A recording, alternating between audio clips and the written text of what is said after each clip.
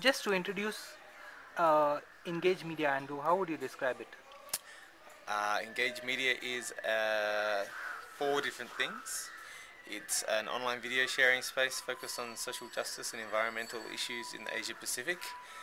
It's a free software video initiative where we develop a platform for online video distribution. So if you want to set up your own video sharing site, you can use the Plumi software that we develop.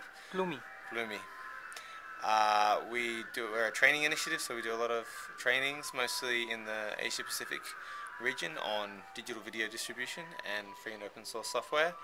And the other element is really around networking developers and video makers to both improve the tools that are available. The free and open source tools are available for video distribution predominantly online, and to get video makers together to see how they can collaborate to make their work more effective.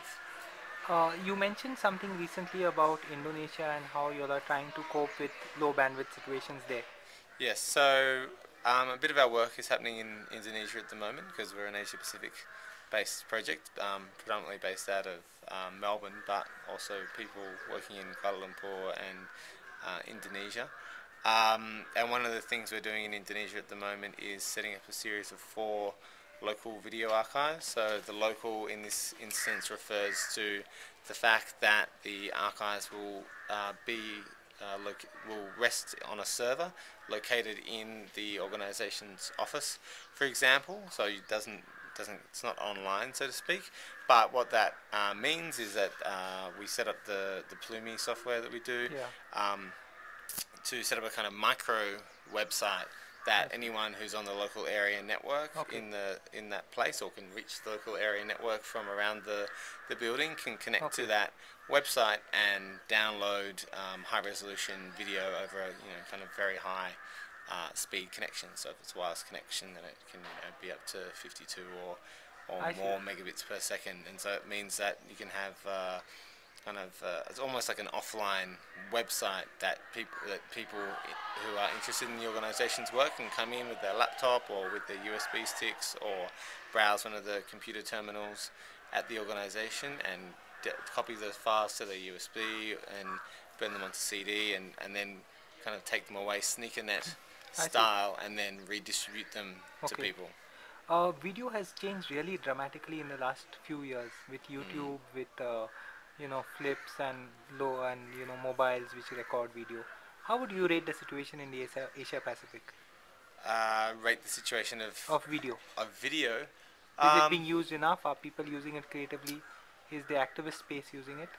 Well, it's complicated, I'd say. Yeah. There are a lot of issues. One, probably the most important, is bandwidth. Still, for many people, video distribution online is not necessarily an option, or might be an option, but isn't really going to reach their primary or secondary audiences. So that's an issue. So again, it depends where you are in Asia, because some places do have extremely good internet connections.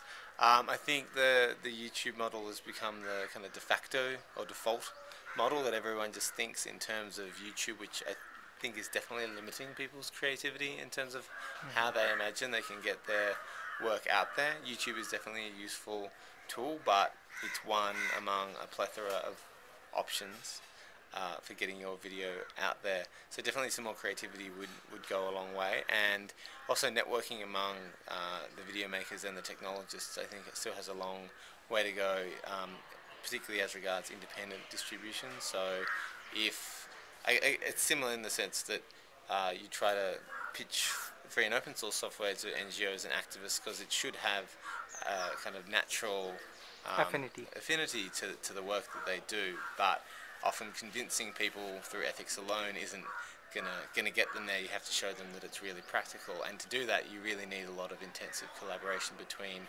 technologists to make sure that the tools are there and that they work the way that your audience and your constituents want them to. How do you rate video in India from what you know of it? Video distribution or the video creation? Yeah. Well, I watched a very interesting Bollywood film last night I'm not sure. My attention span has been decimated by Western media, and so 3.5, 4 hours is very long for me to sit through a film, but it was quite enjoyable. But as far as I understand, India has an extremely active film and video community, and a lot of people who are interested in technology. Huge potential, I think, in terms of online distribution So would here. Engagemedia engage with India?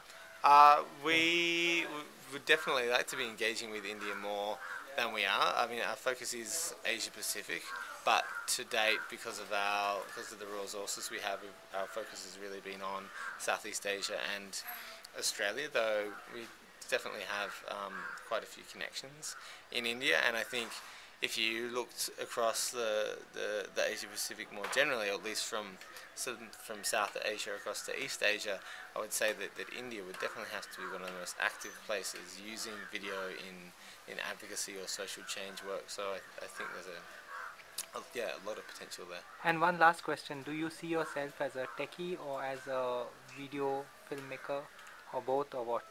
Translator. Of? Translator. In the sense?